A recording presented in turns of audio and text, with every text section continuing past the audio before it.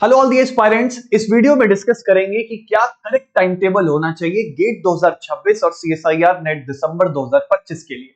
कहीं ऐसा तो नहीं है कि आप सिर्फ पढ़े ही जा रहे हैं, ना कोई ट्रैक है ना कोई वैल्यूएशन है, बस पढ़े ही जा रहे हैं सर, है ना। तो एक क्रॉस चेक करना जरूरी है। मैं एक टाइम टेबल शेयर करूंगा, जरूरी नहीं है कि आप इसको हूबहू कॉपी पेस्ट करो, लेकिन जो इंपॉर्टेंट पॉइंट्स इस वीडियो से मिलेंगे उसको अपनी तैयारी में लागू करो। मैं इस वीडियो को दो सेक्शंस में तोड़ूंगा, फ्रेशर्स को अलग बताऊंगा, रिपीटर्स को अलग बताऊंगा। पहले रिपीटर्स को एड्रेस करूंगा और फिर फ्रेशर्स को एड्रेस करूंगा। आप पूरी वीडियो आराम से सुन सकते हैं, वीडियो थोड़ी लंबी जा सकती है। शुरू करने से पहले सुपर इमोशन 3.0 बैच भी हमारा 8 सितंबर से लाइव हो रहा है। इस बैच में मैं जीओसी स्टार्ट कर रहा हूं और ये बैच दिसंबर वालों के लिए नहीं होगा, क्योंकि हम ये प्रॉमिस नहीं कर सकते कि इतने कम समय में सिलेबस हो जाएगा। सिलेबस जनवरी फरवरी तक टच करेगा, तो ये जून वाले जो बच्चे होंगे उनको बहुत ही सफिशिएंट एम्पल ऑफ टाइम मिलेगा ताकि वो प्रैक्टिस कर सके। जो फ्रेशर्स हैं, न्यू लर्नर्स हैं, मेरे साइड से रिकमेंडेशन है 9 मंथ या 12 मंथ के कोर्स में एनरोल करें इस सुपर इमोशन 3.0 में, ताकि आपको सफिशिएंट टाइम मिल सके और ऐप का मैक्सिमम यूटिलाइजेशन आप कर सके। ये मेरे साइड से रिकमेंडेशन है। फिलहाल वापस आते हैं अपने इस टाइम टेबल वाले हिस्से पे, और मैं सबसे पहले एड्रेस करूंगा रिपीटर्स को। भाई रिपीटर सबसे ज्यादा मैंने जो देखा है, हाल ही में बहुत सारे बच्चों से बात भी करी है, रिपीटर बच्चा ज्यादा परेशान रहता है।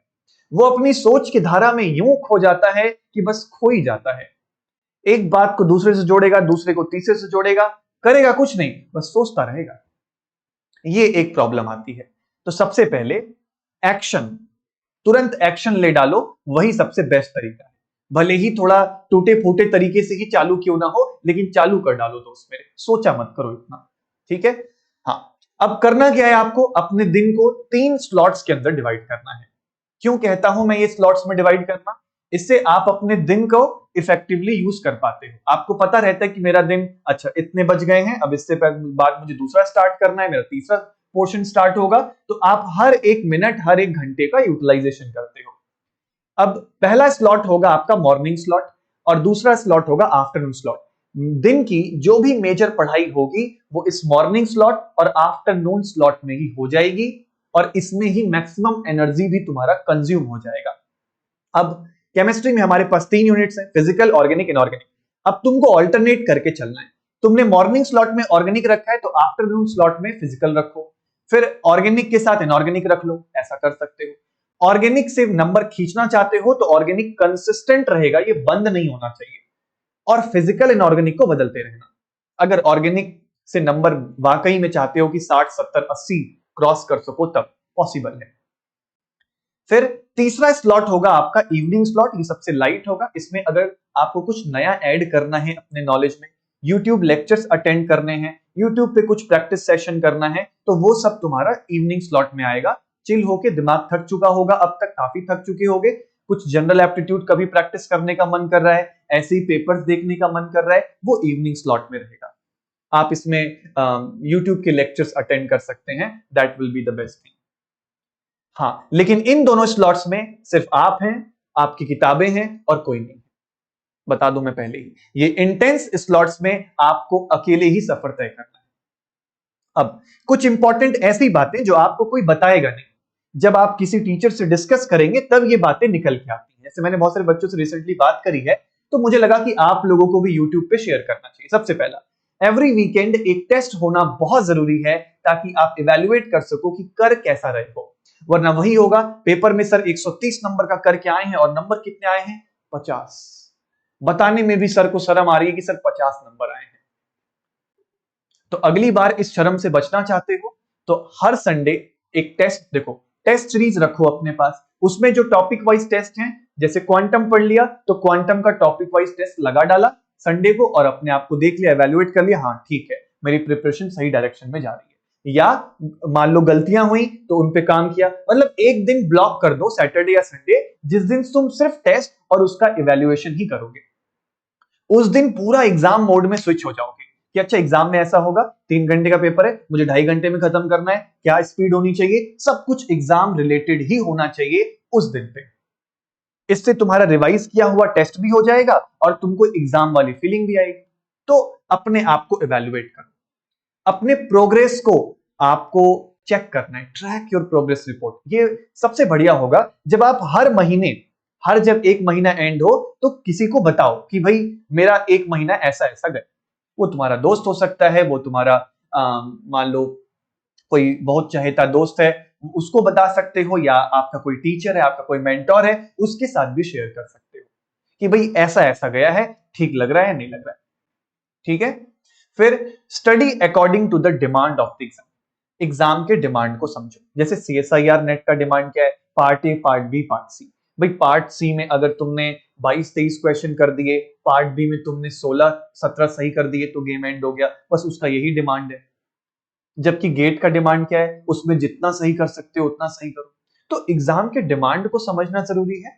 कौन से ऐसे टॉपिक्स हैं जो सीएसआईआर नेट में हाई वेटेज के हैं, जिनसे काम बन सकता है, उन पे ज्यादा फोकस करना है। और गेट में अगर एमएसक्यू आ रहा है तो ऑर्गेनिक से एमएसक्यू ज्यादा आता है, उसके लिए मेंटली प्रिपेयर रहना है। एनएटी में फिजिकल ज्यादा मिलेगा, उसके लिए प्रिपेयर रहना है ना। तो एग्जाम के डिमांड को हमेशा पिक्चराइज करके चलो, वो जरूरी है। ठीक है।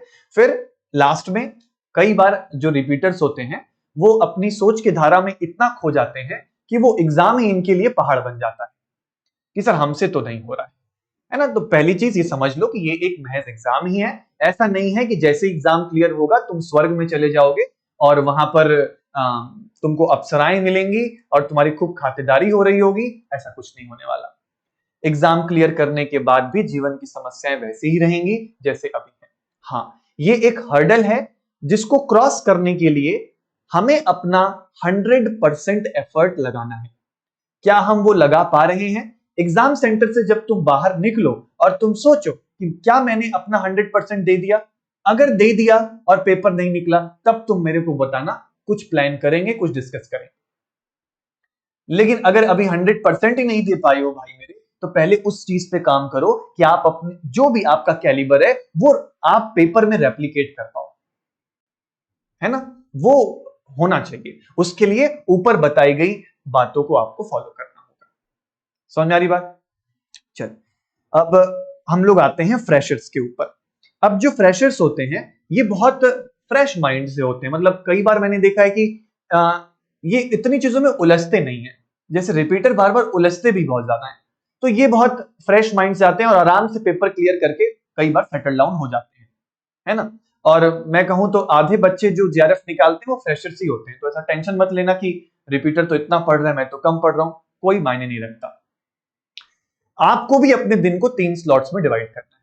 पहला स्लॉट जिसमें आप क्लासेस अटेंड कर रहे हैं, आप सीख रहे हैं, नोट्स बना रहे हैं, ताजा ताजा आपको कंटेंट मिल रहा है, बढ़िया से नोट्स बनाइए, समझिए। उसमें ज्यादा टेंशन मत लीजिए। 4 से 5 घंटा आपका लेक्चर्स अटेंड करने में जाएगा। ये लाइट सेशन इसलिए कह रहा हूं क्योंकि क्लास तो हंसते खेलते निकल जाएगी, पता नहीं चलेगा। नोट्स बनाने में, नया सीखने में कभी भी पेन नहीं आता है। पेन आएगा जब तुम इवनिंग स्लॉट में रिवीजन करने बैठोगे। तब 5 to 7 इंटेंस सेशन रहेगा जिसमें आप रिवीजन करोगे, उस दिन के दिए गए होमवर्क्स को करोगे, और प्रैक्टिस सेशन रात 8 से 11 बजे, यानी आप उसको टाइमिंग्स फ्लक्चुएट कर सकते हो। इसमें डीपीपी, संडे टेस्ट, पीवाईक्यूज को प्रैक्टिस करोगे। और आपके लिए YouTube लेक्चर्स उतने ज्यादा इफेक्टिव नहीं है। आपको इस शेड्यूल को ही एकदम ब्लाइंडली फॉलो करना है। फिर सर हम लोग YouTube लेक्चर नहीं अटेंड करें। अगर आप काफी स्लो लर्नर हैं तो आप उसकी मदद ले सकते हैं, वरना मैं अभी बताऊंगा कि उसको कैसे यूज करोगे, है ना, कब यूज करोगे उसके बारे में डिस्कस करूंगा। तो जो भी फ्रेशर है या जो बैच का बच्चा है उसको इस तरीके से एक इवनिंग स्लॉट रिवीजन के लिए और एक प्रैक्टिस स्लॉट, ये स्लॉट अगर तुम्हारा मिस हो रहा है तो समझो कि तुम्हारा कुछ नहीं होने वाला है। ये स्लॉट तुम्हारा अलग से हर दिन बनना ही बनना चाहिए। ठीक है। अब कुछ ऐसी बातें जो आपको ध्यान रखनी है। Consistency is the key. तुम्हारा दिन बहुत ज्यादा ना हेक्टिक रहता है। बीइंग अ फ्रेशर क्लासेस लेते हो, फिर उसके बाद इवनिंग स्लॉट है, प्रैक्टिस सेशन है, तो कंसिस्टेंट रह पाना कई बार मुश्किल हो जाएगा। डिस्ट्रैक्शंस होंगे। तो सब कुछ भुला के ये याद करो कि मैंने एग्जाम क्रैक करने का क्यों सोचा है, तो उस वाई को पकड़ के कंसिस्टेंट रहो। दूसरा, यूज योर हॉलीडेज वाइजली। जहां रिपीटर्स के लिए हॉलीडेज वगैरह जश्न मनाने का दिन है, तुम्हारे लिए उस दिन डबल पढ़ाई करने का दिन है। डबल। उस दिन अगर तुमको लगता है कि YouTube पे कोई लेक्चर हुआ था, उसको मुझे जल्दी से गो थ्रू करना है, तो आप फटाफट से उसको गो थ्रू कर सकते हो। उसके पीडीएफ्स को गो थ्रू कर लो खाली, है ना। खाली पीडीएफ को देखा, अच्छा ये वाला टॉपिक थोड़ा सा नया लग रहा है, ये क्वेश्चन नया लग रहा है, उसको अपने नोट्स में ऐड किया, काम खत्म। समझ रहे हो। या आपको लगता है कि कोई आपको अच्छी क्वेश्चंस मिल गए हैं प्रैक्टिस करने को, वो कर सकते हो। और अपने जो बैकलॉग्स हैं, या बैकलॉग्स तो होने नहीं देना पहली बात, और जो पीवाईक्यूज हैं उसको एक्सटेंड कर दो प्रैक्टिस। वो कब होगा? हॉलीडेज पे होगा। संडे, संडे तो आपके लिए बस पूछो मत, एकदम टूट जाओ, 7-8 घंटा खींच दो उस दिन। Point number 3, just don't wait to complete the entire syllabus. कभी भी ये इंतजार मत करो कि सिलेबस कंप्लीट होगा तभी मैं पेपर में प्रैक्टिस करना चालू करूंगा और मेरा पेपर तभी निकलेगा। ऐसा नहीं होता है, कम सिलेबस से ही पेपर निकल जाता है, और यही सबसे बड़ा एडवांटेज फ्रेशर्स के पास होता है। बताऊं कैसे? अब फ्रेशर ने मान लो उसने कोई एक बड़ा टॉपिक छोड़ रखा है, थर्मोडायनेमिक्स। अब वो थर्मोडायनेमिक्स का क्वेश्चन आते ही स्किप करेगा, लेकिन रिपीटर क्या करेगा? अरे ये तो थर्मोडायनेमिक्स है, ये तो मैंने पढ़ा था, अच्छा ठीक है थोड़ा सा समय देख लेता हूं। वो थोड़ा थोड़ा थोड़ा थोड़ा समय पार्ट सी के सारे क्वेश्चन पे दे देगा और उसका टाइम कंज्यूम हो जाएगा। जबकि जिसने पहले से ही ब्लंटली छोड़ रखा है, जिसको पता ही नहीं है, वो छोड़ेगा, आगे बढ़ेगा। ये एक एडवांटेज है आपके पास, है ना। तो दोनों जन के अपने एडवांटेज डिसएडवांटेजेस होते हैं। तो वेट मत करो कि पूरा सिलेबस हो, जो टॉपिक हो गया उसको तुरंत डीपीपी, संडे टेस्ट और आपके पीवाईक्यूज और फिर यूट्यूब के जो प्रैक्टिस सेशंस हैं उनको लगा लो, ठीक है। और कीप सॉल्विंग प्रॉब्लम्स, इसमें प्रैक्टिस वाला जो स्लॉट है अगर ये बंद कर दिया तो सब बंद हो जाएगा दोस्त। तुम्हारी तैयारी दो चीजों से चली रही है, एक तो अभी सीख रहे हो और ये प्रैक्टिस स्लॉट्स।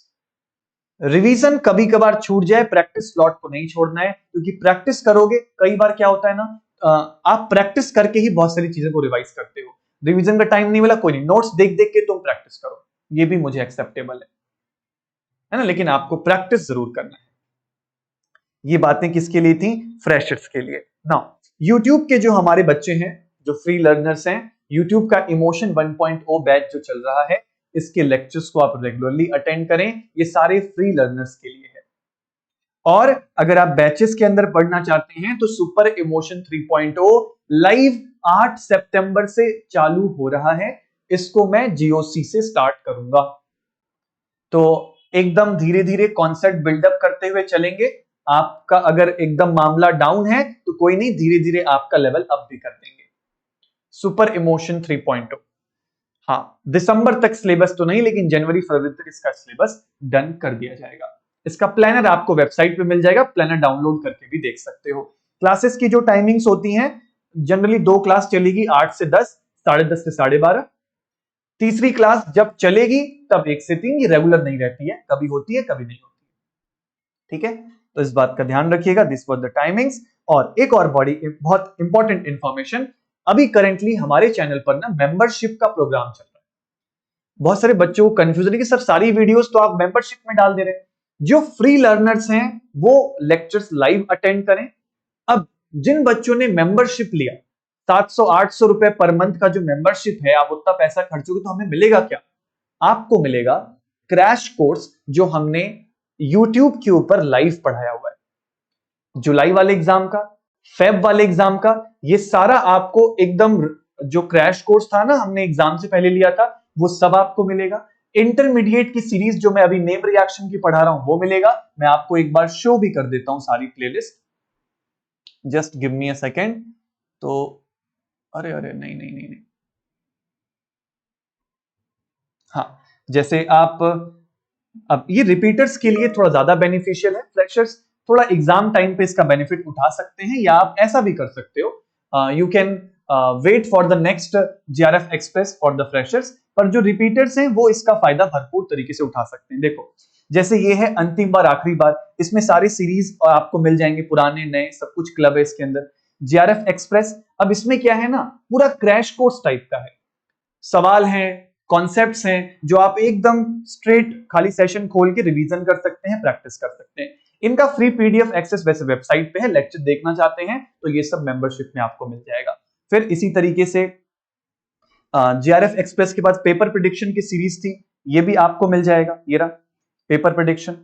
तो इसमें ऑर्गेनिक, इनऑर्गेनिक, फिजिकल तीनों के आपको सेशंस मिल जाएंगे। ऑर्गेनिक तो मैंने बहुत ही टॉपिक वाइज पकड़ पकड़ के पूरा सिलेबस कराया हुआ है, आप इसको फॉलो कर सकते हैं, ये सब आपको मेंबरशिप में मिल जाएगा। इसके अलावा भी बहुत सारे प्रैक्टिस सेशंस हैं, वो क्रैश कोर्स और अभी जो नेम रिएक्शन और इनोलेट केमिस्ट्री चल रहा है वो भी मेंबरशिप प्रोग्राम वाले बच्चों को मिलेगा। तो थोड़ा कंफ्यूजन था तो मैंने क्लियर कर दिया, ये था आपका मेंबरशिप प्रोग्राम अगर आप इसको ज्वाइन करते हैं तब। ओके, तो these are the things, wish you all the best. बाकी आपको और कोई समस्या हो नीचे कमेंट में बताना, आप मेरे को अप्रोच करना चाहते हो, आपके पास मेरा नंबर है, कर सकते हो, कोई दिक्कत नहीं, I will help you out, I am always there to help you out. मिलते हैं आज रात वाले सेशन में, एकदम धमाकेदार तरीके से नेम रिएक्शन और इनोलेट पढ़ते हैं। Thank you so much, bye bye.